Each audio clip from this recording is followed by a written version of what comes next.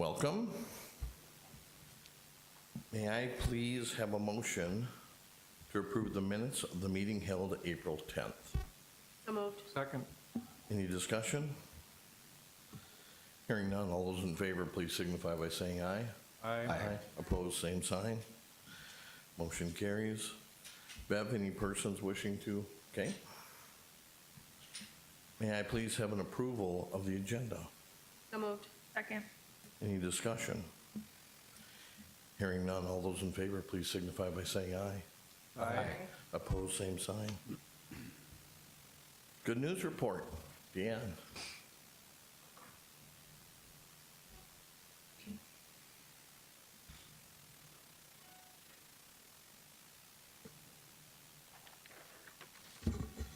Okay, good evening. Tonight we have the pleasure of hearing about a special event that is giving Lowell Elementary fifth graders an experience of a lifetime. And it's all thanks to a generous donor who does not want to be named. Principal Diane Kennedy and her fifth grade teacher Jenna Blomgren and fifth grader Abigail Kotilnek, did I do okay? Kotilnek, are joining us this evening. They're going to tell us about this event and what makes it so special. So you will see pictures passing by your screen, and I will have Ms. Blomgren and Abigail come forward.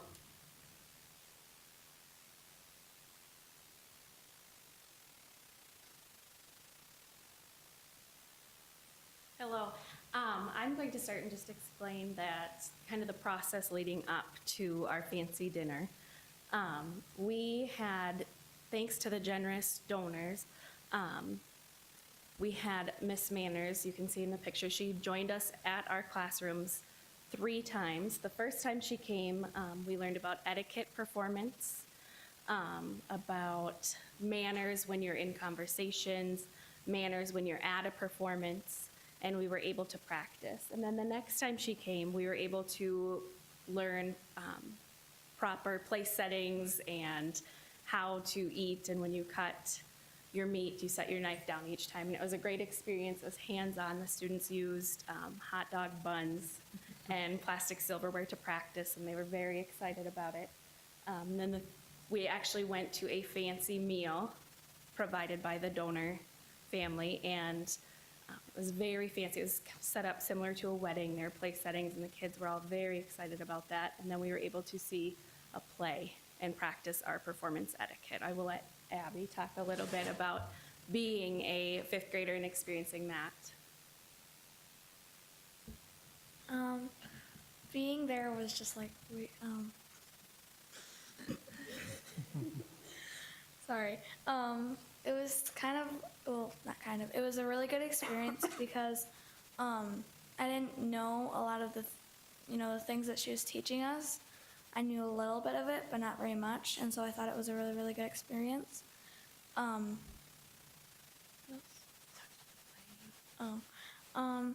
play was fun. Yeah.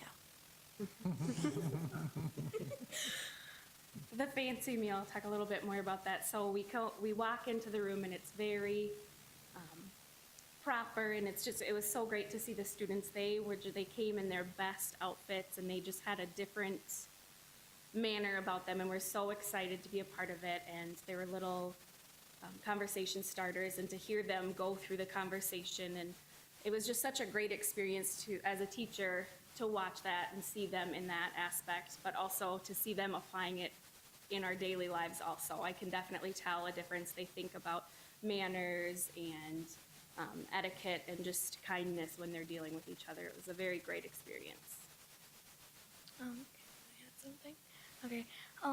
Well, I really, really liked the meal, and I'm glad that I got to enjoy it with Dr. Maher and Mrs. Kennedy, and they were just really polite, I guess. Thank you.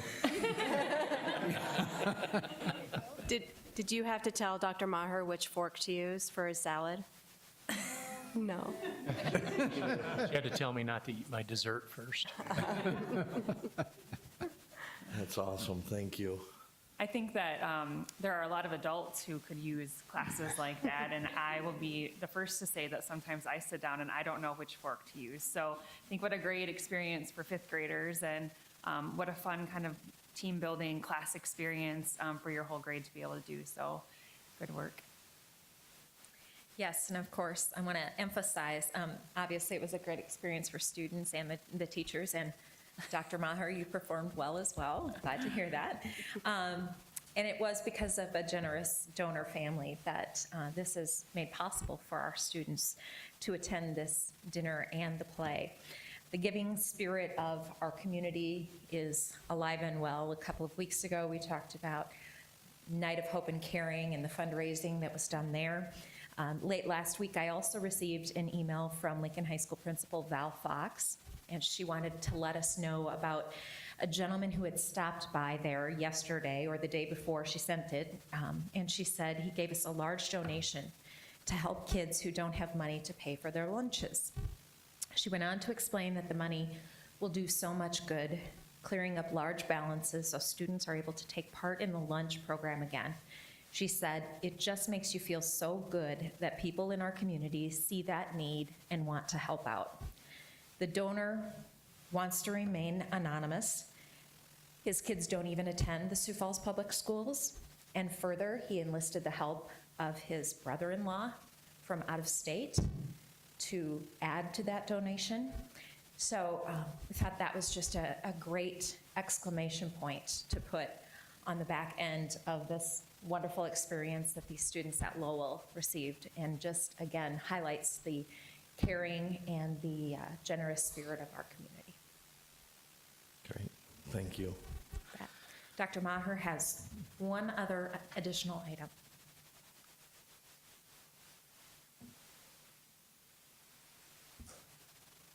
Well, first of all, I didn't know I was going to get a shout out from Abby, so thank you. It's great to see you again. Secondly, prior to today, we thought of what are we going to do for the Good News Report, and Deanne put together what you have already seen. But my day-to-day started with an introduction this morning at Lincoln High School of the new principal. And so with as the day went on, I thought, wouldn't it be a good idea to bring the new principal and share with you, the board, a formal introduction of our new principal. Before I call him up here, I want to tell you what I talked about a little bit with the staff at Lincoln High this morning regarding the transition. And I told them that I reminded of an event that I just took part in Saturday night, and an event that will take place later this week. The event Saturday night was prom, and while I wasn't a part of prom, nor do I supervise prom, I went out to eat, my wife and I went out to eat at Spazia's. And while there, we saw a whole lot of kids who were partaking of prom. And I thought what a time-honored tradition that is, and what a neat thing for our kids to be able to participate in. And those are some of the things, some of the time-honored traditions and some of the great things that happen at Lincoln High that we want to continue. But also, I fast forward to this week, and being the football fan that I am, I'm thinking of the draft, the NFL draft that takes place this Thursday night and Friday and Saturday. And think of what's going to happen in that draft, and the dreams that the teams have of the new people to their organizations, and how they can take great organizations already. And I referenced the New England Patriots, partly because of the Patriot name, but also because they just won the Super Bowl, yet through the draft they hope to get better. And so when I think of all of the things that make Lincoln High great, and I think of Val Fox certainly being part of what has made Lincoln High great, I think forward to the future also. And so it's with that hope of the upcoming draft. We've already drafted. Fortunately, we got our first round pick. And like any draft, we'll see over time how well this draft plays out. But without further ado, I want to introduce to you Bob Grimm. Mr. Grimm? And before I turn the mic over to him, I want to say a couple of things. Number one, we had an excellent pool of candidates for the Lincoln High principal position. Number two, I would tell you that there were a couple of things that set Mr. Grimm apart as we looked through the candidate pool and the ultimate selection. One was he had had large school experience. In fact, given his collection of experiences, Lincoln High won't be anywhere near the largest school where he's been an administrator. So that piece was good for us. Number two, he's had great experiences in advancing the AP culture in a building. We all know that when it comes to Lincoln High School, the advanced placement culture is a very important piece of that building. The third thing that made him, or another thing that made him real attractive was his experience in turning around schools from an achievement perspective in general and a graduation rate perspective specifically. That was an important thing for us to see. And then another thing that was really important for us to see was his vast experience in working in schools with great diversity. And that's currently important at Lincoln High School specifically, and in the Sioux Falls School District in general. But as we go over time, that experience, I think, will become even more and more important. So there are a number of other things that I could go through, but those are the things that are top of mind with me. When I think of Mr. Grimm, I think of the opportunity that we have to move forward together as a district. He was in town today on a day off to just kind of pick the brain and revel in the wisdom that is Mrs. Fox, but also there to meet a lot of staff and students today. So we really appreciate him taking of his own personal time to be here with us today. And as it coincides with the board meeting tonight, again, I welcome Mr. Grimm to our school district.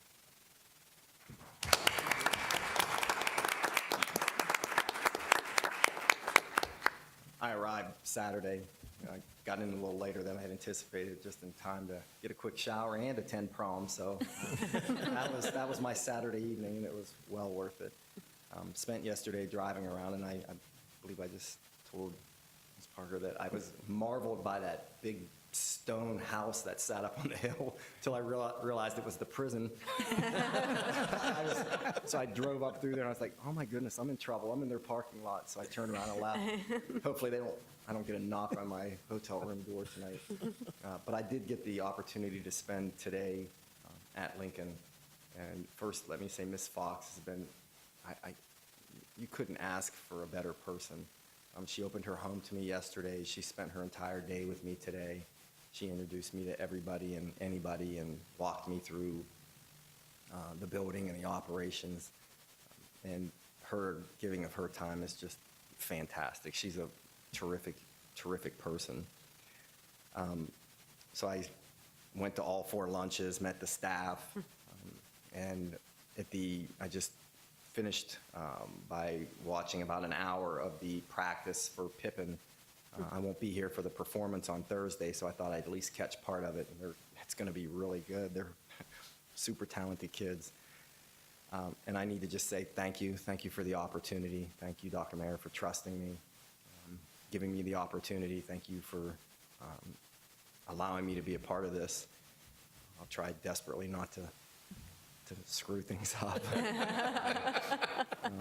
That analogy the analogy for the drafting for the Patriots. I'm no Bill Belichick, nor am I any draft stock person, but I'm a relentless pursuer of excellence, and I work daily for the good of kids. And I don't take days off. I don't shirk my responsibilities, and I am extremely passionate about seeing all children, that's capital A, capital L, students be successful. Thank you for the opportunity. Have a good evening. Welcome. Thank you for being here, and we're excited about seeing what the next year brings. All right. Any conflicts of interest that need to be disclosed? Hearing none, we'll move on. May I please have a motion for the approval of the consent agenda? So moved. Second. Any discussion? Hearing none, all those in favor, please signify by saying aye. Aye. Opposed, same sign. Motion carries. Down to 11A, claims to Sanford Healthcare System. May I have a motion to approve? So moved. Second. Any further discussion? Hearing none, all those in favor, please signify by saying aye. Aye. Opposed, same sign. That motion passes with abstention from Board Member Ryder. Now to 11B, claims to Overa Healthcare System. So moved. Second. Any further discussion? Hearing none, all those in favor, please signify by saying aye. Aye. That motion passes with an abstention from Board Member Parker. Now we move to the reports of the superintendent.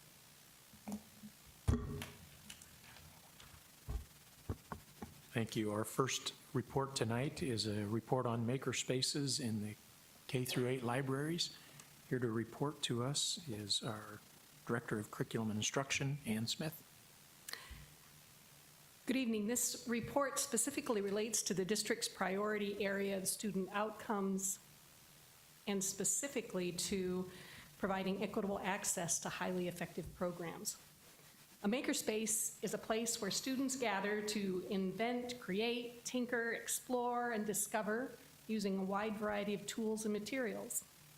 Driven by curiosity, need-to-know learning, tinkering, and problem-solving, makerspaces encourage authentic learning where students are able to learn to think like scientists and engineers, as well as to build stamina and perseverance in problem-solving while developing the imagination and curiosity that feeds our innate human desire to create.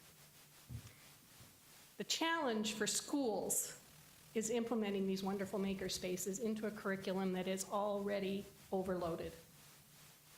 The school library has the flexibility to become a center for maker spaces, providing time for students to experience with activities during library time or in small groups before or after school or during recess. The pictures that you see cycling through are pictures that were taken throughout this year at a couple of our schools that are implementing maker spaces. Prior to this year, we had 2 elementary schools and 1 middle school that had begun working with maker spaces, also known as STEM, Science, Technology, Engineering, and Math, or STEAM, Science, Technology, Engineering, Arts, and Mathematics labs. All 3 of these schools serve neighborhoods that have low rates of students qualifying for free and reduced lunch. They were able to establish their labs through grants, fundraisers, and PTA donations. When the South Dakota Department of Education announced the opportunity for districts to apply for up to $100,000 for classroom innovation projects, librarians and teachers recognized an opportunity to empower schools in less affluent neighborhoods to establish makerspaces for their students, who especially need the excitement and energy that comes from the maker movement. In August, the district was awarded $99,989 through the South Dakota Department of Education's Classroom Innovation Program to establish makerspaces in the district's elementary and middle school libraries. The librarians had an in-service where they learned more about makerspaces at the beginning of the school year, and they learned about the mini grant opportunity that was available to them to ask for a mini grant for their school to get $3,000 to $5,000 to establish a makerspace. We did a mini grant process because we wanted to have the librarians have buy-in for it. We didn't want this to be something that we said they had to do. We wanted it to be something they wanted to do. Of the district's 28 elementary and middle school libraries, 25 followed through and submitted a mini grant proposal by October for a total request awarded of $94,850. The 3 libraries that did not submit a proposal will have another opportunity this summer to submit a proposal. In the elementary libraries, you'll see students coming in to use the makerspace about 1 week a month. The librarians identify a week in the month where instead of having their regular library class, it's Maker Week. They report that the students rarely miss on Maker Week. Furthermore, if they schedule Maker Week for a week that does not have all 5 days, which would mean that there might be classes that aren't going to get to do it, the students let them know right away that that's not okay. So they're very careful to make sure that those Maker Weeks happen during a 5-day week. At the middle school level, typically students are coming in before or after school, or if there is some point during their schedule where they might have some flexible free time across lunch, whatever. At both levels, librarians work with teachers who want to implement the activities as part of their classroom instruction. To measure the success of the Maker Grant, we're looking at survey results that we administered prior to starting the Maker activities, and then we'll do a post-survey towards the end of the year. So at this point, we haven't done the post-survey. However, one of our elementary librarians took this opportunity to include the Makerspace in her action research for her master's degree. She surveyed her students, her fifth grade students, with a 10-question quiz. What her question was, will Makerspaces develop a better growth mindset in students? What she found is that prior to implementing Makerspaces, according to the results of the quiz, 55% of students showed a fixed mindset. After Makerspaces, only 10% of the students showed a fixed mindset. Our librarians are continuing to look for ways to expand Makerspace activities. $3,000 to $5,000 is a good start on a Makerspace. The nice thing about Makerspaces is that you really can do a lot of activities that don't cost a lot of money. Some of the favorite activities include taking apart a fan and putting it back together. Mike Christopherson has been good enough to work with the librarians, and Matt Patrick Henry, they have a laser printer that they take apart to see how it works and what's inside. And he has agreed to, when there are pieces of equipment that might be work for that, to let them do that. So we'll continue to implement the Makerspaces. We'll do another round to get those other 3 schools awarded some money through the grant, whatever's left over. All the grants must be spent by June 30th, 2018. With that, I would ask that the board would acknowledge the report on the progress of the Makerspaces in K-8 Libraries Grant Project, which has been funded by the South Dakota Department of Education. Any questions? Hearing none, can I get a motion to acknowledge the report on the progress of Makerspace? So moved. Second. Any further discussion? I'm just thrilled again. I mean, I mentioned this last time we talked about Makerspaces. I got a 6th grader at Patrick Henry, and he loves it. He's makes sure that he's signed up every opportunity he can get. But I love the fact that we're offering this in all of our schools, especially at the elementary level. I think this, it just gives kids an opportunity to take things apart and put them back together and use their brains in different ways, so. I was just going to add, when we were about a month ago at the National School Board Convention, I went to a pre-conference on Makerspaces, and as an adult, it was very, very hard. Like, I think I'm hardwired to, this is how it's done, you know? And so they said, here you go, here's some stuff. And I was like, what am I supposed to do with it? You know, I think when you get older, you're just so used to having instructions to follow and things like that. And so I just think it's a wonderful opportunity for our kids to just say, there is no right or wrong. There is no, you know, I have to follow these steps first, but I can decide what I want to do and what I want to create. And I mean, I was laughing. They hooked all these things up when we were playing music through different fruit, you know, and I'm like, how in the world does this work, you know? And I mean, I can see how kids would just be so engaged in the curiosity of learning about that, and, you know, more so than having just a textbook or something. And so, yeah, I agree. I think it's awesome that we are getting it that, you know, in more people's hands and more kids, and getting them thinking earlier on different careers and how things work, that, you know, in their future classes, they might think, oh, I remember when I did that in the library, or, you know, they make those connections later on. So it's awesome. Great. Well, we have a motion and a second. Any further discussion? All those in favor, please signify by saying aye. Aye. Opposed, same sign. Thank you. Our next report will be the calendar committee report, and before I turn it over to Mr. Nold, I wanted to first of all sing his praises. As you all know, the calendar can be a time-consuming and an emotional topic, and it's certainly something that we put a lot of thought, a lot of energy, and a lot of time into this year. And to turn that over to Mr. Nold in his first year as assistant superintendent, I can just give him nothing but an A+ for how it's gone so far. So, Thank you. with that, thank you, Mr. Nold, and you can carry on with the committee report. Thank you, members of the school board and Dr. Maher. We will go through this evening, and the purpose of this report is to present the 2018-19 Sioux Falls School District calendar for adoption as recommended by the District Calendar Committee.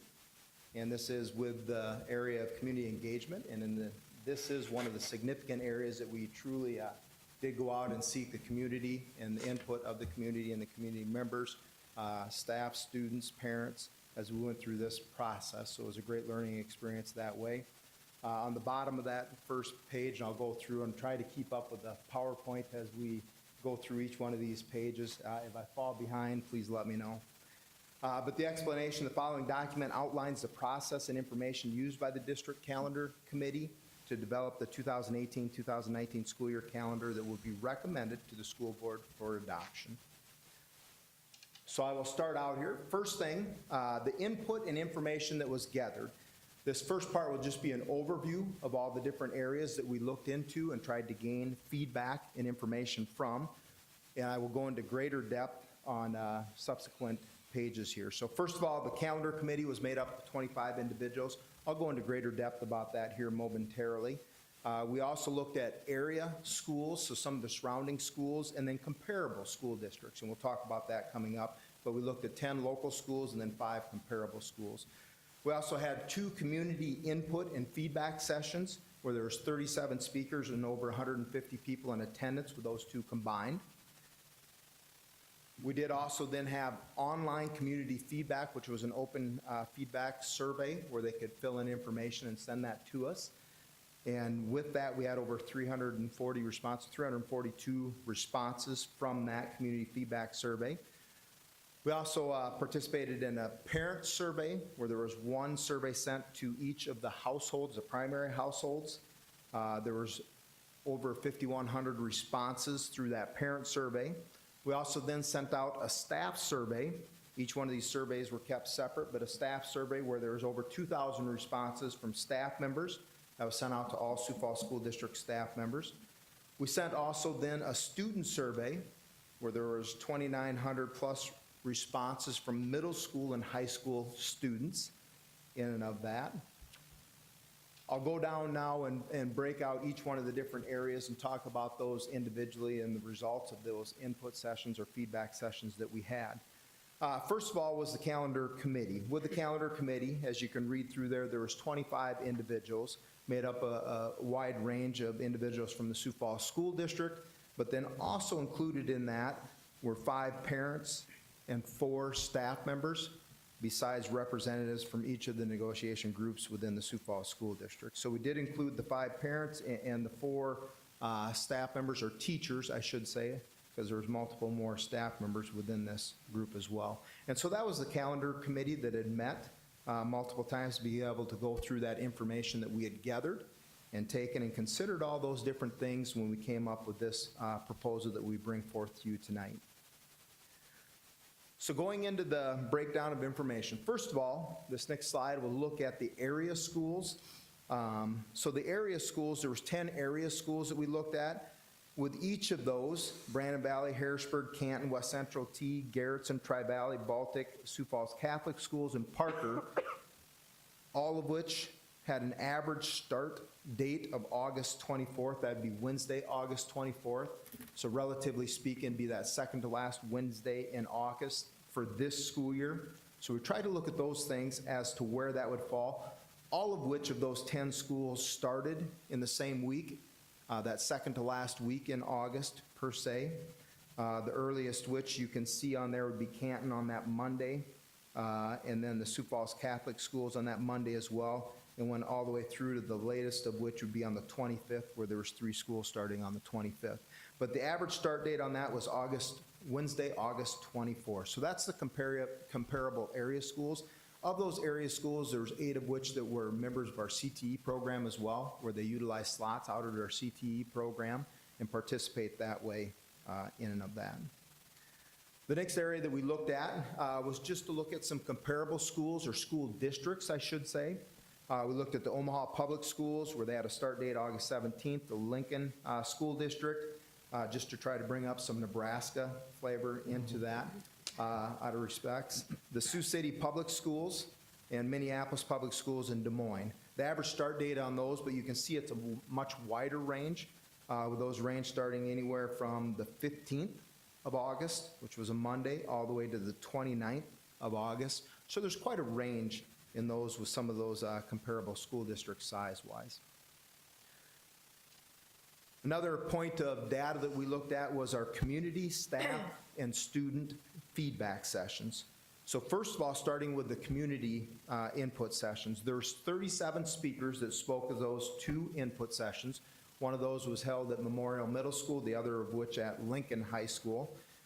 From those speakers, there was 15 that spoke in favor of the second to last Monday in August. There was 11 that spoke in favor of the last Monday in August. 5 spoke in favor of after Labor Day, and there were 6 others that gave some informational comments.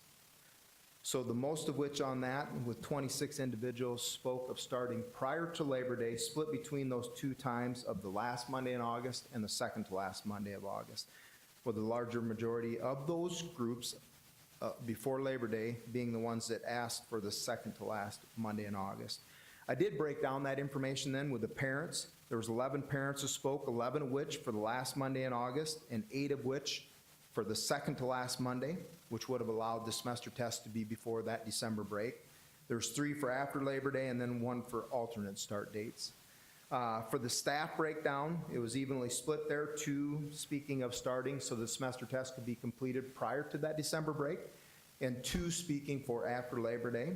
And then the students, there was 5 of which, all of which spoke for the semester test to be prior to that December break, which would have been the second to last Monday in August. And there was 5 others that spoke on some general comments or information or feedback that they had. The next slide that we'll look at here is the online community feedback. There was 342 responses online. With that, there's 147 individuals that spoke in favor of the second to last Monday in August. 84 spoke in favor of the last Monday in August, and 103 in favor of after Labor Day. So almost 70% of the individuals that had commented on that online community feedback spoke in favor of starting prior to Labor Day. And of those 2 groups, there's 147 of which that spoke of starting to the second to last Monday in August. 84 of those spoke to the last Monday in August. So still, in each one of these that we have seen, the majority are still speaking in favor of starting prior to that Labor Day break. With that, there's a breakdown again there with the online feedback that we broke it down with community members. You can see 12 that spoke for the last Monday in August, 38 for semester tests to be taken prior to that December break, which would be the second to last Monday in August, and 16 for after Labor Day. Our parents, or that was community members, our parents broke it down to 67 for the last Monday in August, 92 for the second to last Monday in August, and then 82 for after Labor Day, and there's 6 for other comments of other alternate start dates. Our staff that returned feedback on the community feedback forum, there was 5 for the last Monday in August, 5 for the second to last Monday, and then 5 for after Labor Day, and 2 for different alternate start dates.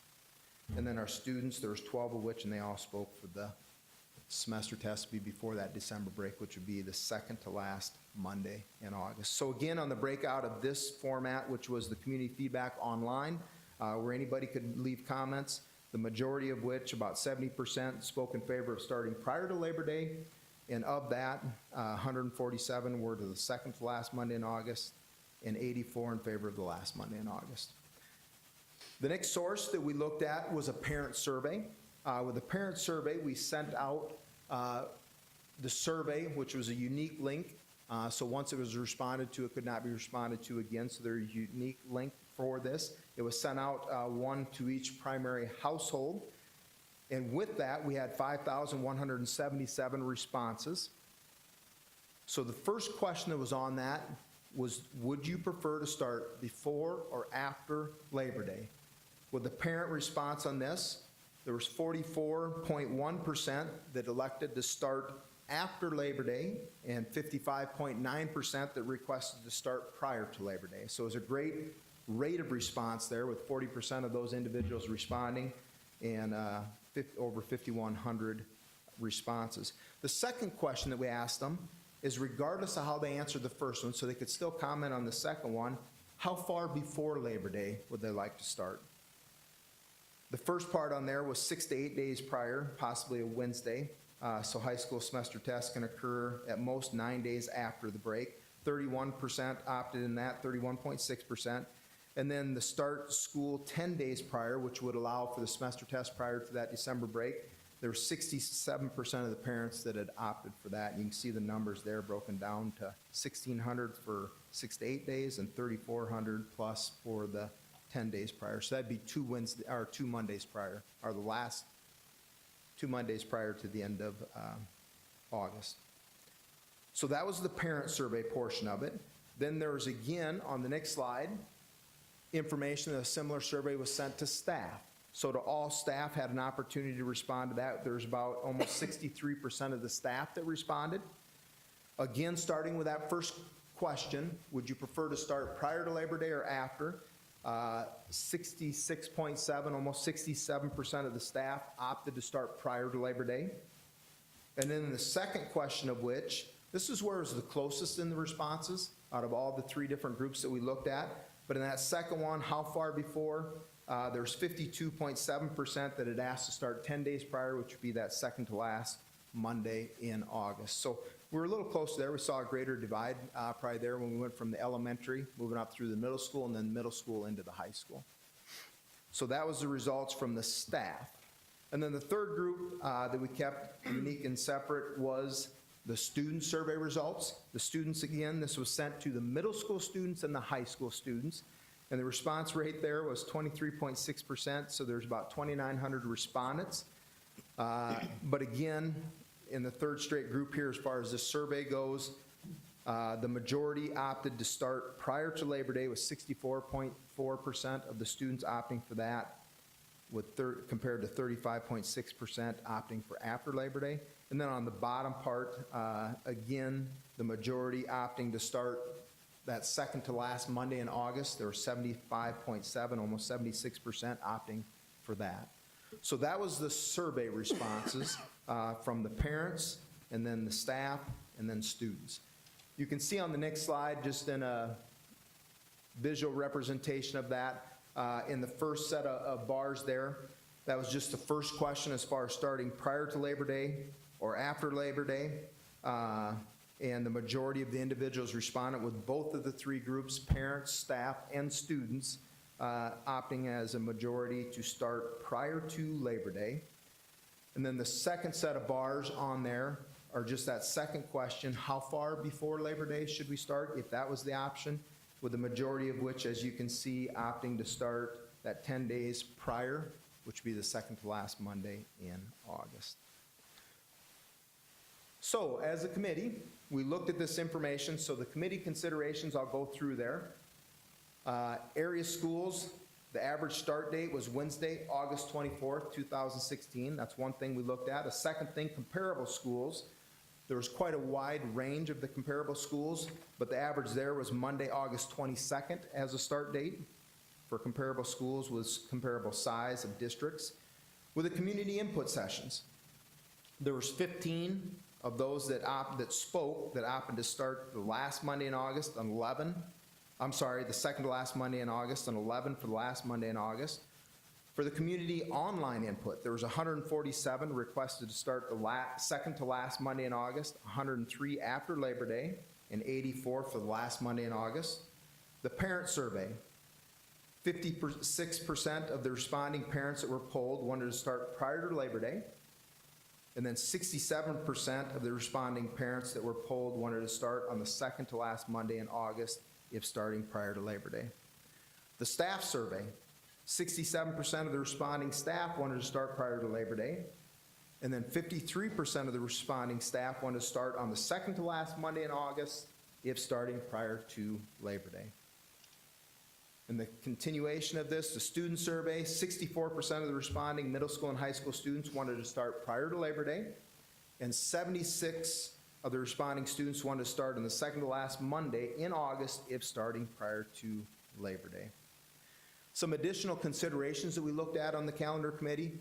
One of the things was the semester tests.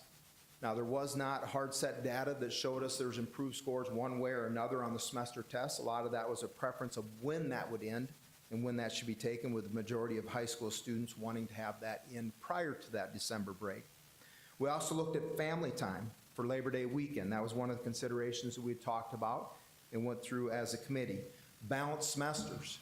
We wanted to make sure that the two semesters, being the first and second, as far as that goes, the quarters within the semesters were balanced. It really needs to be balanced for the middle schools, as they have a lot of classes that may rotate on that quarter basis, and especially then again for the high schools, as those semester classes are based on each individual semester. We were also presented with information of having a shorter week to start the school year. That was predominantly a request from the elementaries, looking at that shorter start to the week to kind of ease some of those younger students into the school year. We also looked at balanced days off during the school year, and I'll show you on an upcoming calendar of how we worked with that over a couple of the months. Graduation date, Memorial Day weekend, there was both pros and cons to that, allowing people to be able to travel because it would be on Memorial Day weekend, but then again, taking up a Memorial Day weekend, which would typically be taken for vacation. High school students involved in activities, we looked at that. There's about 40% of high school students that are back and involved in activities by that early part of August already. There were some pros and cons to that, as we heard from some of the speakers, where they liked the fact that they maybe didn't have to go into the activity or into the school right away where they started some of these activities, where some felt it was great since they're there already, just well get started in school. And then the final of which is one that does have an impact on academics, is the AP exams.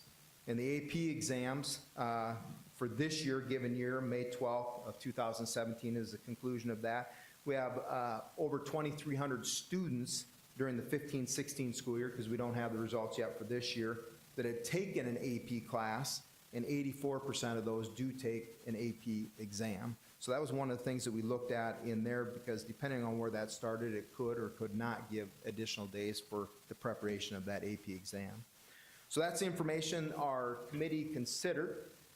So in summary, the district calendar committee reviewed all the information and concluded through all sources of input that the community, parents, staff, and students as individual groups and as an overall group desired to have the school calendar start prior to Labor Day. When starting prior to Labor Day, the two most requested dates were the last Monday in August and the second to last Monday in August, with the second to last Monday in August receiving the majority of the responses. When considering all given information, the district calendar committee opted to compromise between the two dates of the last Monday in August and the second to last Monday in August by selecting Thursday, August 23rd, 2018, as a 2018-2019 school calendar start date. The district calendar committee voted 14-7 on this date. The advantages of this date are: this will increase the AP exam preparation by 6 school days over a post-Labor Day start. This will start school with a 2-day week for the benefit of our elementary students. This will provide our families a 4-day Labor Day weekend. 56% of the parents surveyed wanted to start prior to Labor Day. Of that, 67% of the parents wanted to start school 10 school days prior to Labor Day. It was a compromise of the two most requested dates prior to Labor Day of the 342 respondents to the online community feedback messages. 69% of the respondents asked to start prior to Labor Day. It's a compromise of the two most requested dates of the community input session, which held 37 speakers. We have a balanced first and second semester. It matches the CTE partner schools within 2 days of their school year start date. The 10 surrounding districts start during the same week as our proposed start date, with 7 schools within 1 day of our start date. And finally, the committee compromised between the two most requested dates. The administrative recommendation, the district calendar committee recommends to the school board that the 2018-19 school year begin Thursday, August 23rd, 2018, as detailed in the attachment. So I'll just go briefly through the calendar. That'll be hard to see up there, but it is online. Some of the advantages with this calendar, again, it would start how the calendar would lay out. It would start on August 23rd, which is a Thursday. It would provide that 2-day start week. The next week would be 4 days, providing for a 4-day weekend with that Labor Day weekend.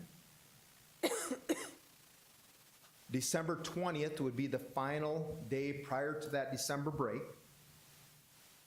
Students return on January 2nd, and then the first semester would end January 10th, with the teacher workday being on January 11th.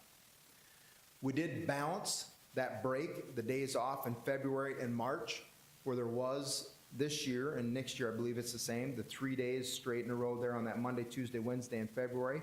We did combine it, so in February there'll be a 4-day weekend, and in March there will also be a 4-day weekend, with a Monday and a Tuesday being off, and we took that Monday as one of the days out of April to put it into March.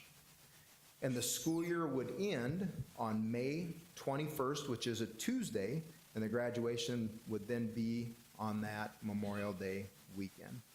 We do have a balance of the semesters. I know it says on there first quarter 44 days, second quarter 44 days, and then 43 for the third and fourth. But a reminder, in that first and second quarter, the first semester, there's 2 days that are counted in through the in-service parent-teacher conference days. And so truly it would be, as far as the student contact days, the 43 going throughout each one of those, or 86 per semester. So that is the proposal from the district calendar committee. Great. You know, I'm really grateful that you guys took the extra effort to be so transparent and get the community input and really dug into this to make a decision. I think everybody got heard on this, and I appreciate the effort the calendar committee made. Any questions for Jamie? Hearing none, I'd like a motion, please, to accept the calendar. So move. Second. Any further discussion? I guess I'll just, from a calendar committee participant, Jamie did a great job facilitating. Like you said, I think everyone hopefully feels like they were heard, right? Whether it turned out the way they thought it would or not. I think the process was, as you said, transparent. Having attended all the input sessions, people were passionate but respectful. And I think, we got to hear many different aspects and sides of it, some things that I wasn't aware of that just through sitting through that. I think the one thing to note is when we did vote as a committee, we voted 14-7. I would say that part of the ones opposed to it were the parent committee members.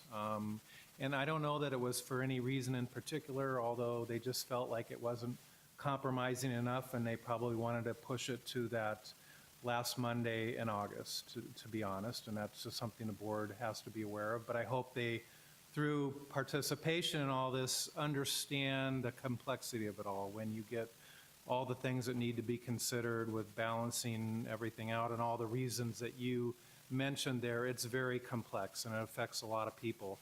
But I think from my standpoint, I think after all was said and done, I felt like the after Labor Day wasn't an option that the majority wanted, and it really came down to the last Monday in August or the prior Monday to that. And I think starting on that Thursday and Friday made sense. It eased kids into it, and it gave the elongated Labor Day weekend, and it felt right, I think, from the majority of the committee. It doesn't mean that everyone felt that way.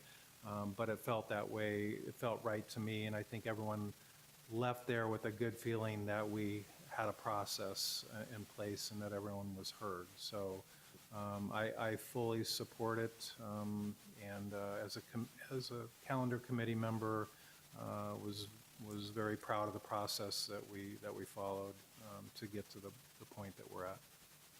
And I would just add too, I was also on the committee, and we did spend a lot of time talking about start date, but we also tried to be thoughtful about the days within the calendar too. And I mean, there were things that I, even as a parent, don't think about. And one of those was we seem to take a lot of Fridays off. And the teacher said, well, when you have a special on a Friday, you consistently miss that same special every time you have a Friday off. And I had honestly not even thought about the details like that. So when you talk about the complexity of all of the things that go in. That's why we needed all of those voices at the table to remind us of some of those things that we're not aware of.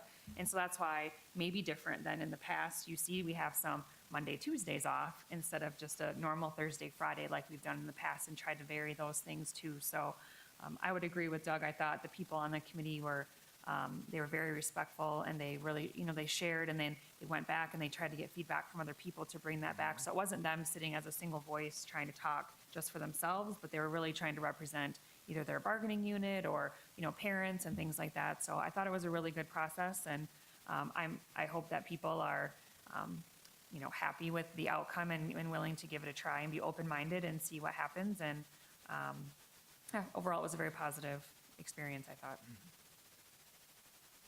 Anything else? I have a motion and a second. All those in favor, please signify by saying aye. Aye. Opposed, same sign. Thank you, Jamie. Thank you. Good work. It's now time for our third quarter financial report. You may remember that we've actually done a lot of work on the budget recently, so this may be a fairly brief report tonight. With that, I'll turn it over to Mr. Veek. I just need about 90% of the time, Mr. Cole had. This third quarter report is usually pretty brief because we go through this in detail, right, as we prepare for the budget, and we look to see what our fund balance, or estimate what our fund balance is going to be like at the end of the year. And so since that time, we do have the March financials in. We're on pace, so we thought we'd be about $1.8 million or so to the good there. In the general fund, revenues came in high, mostly with the bank franchise tax. We're on track with that as well. Most of that revenue is set for the end of the year. On the expenditure side, we're tracking very nicely.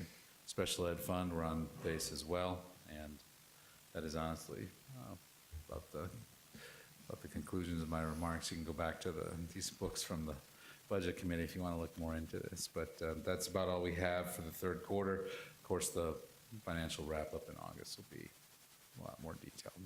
I stand by for questions. Any questions?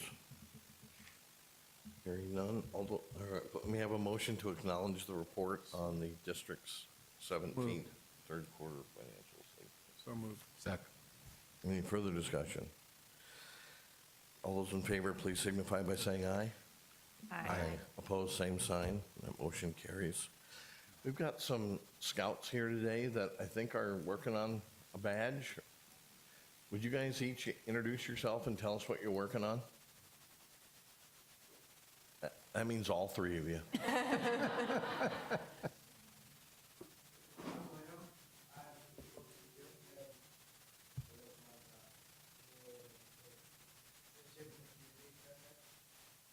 Great.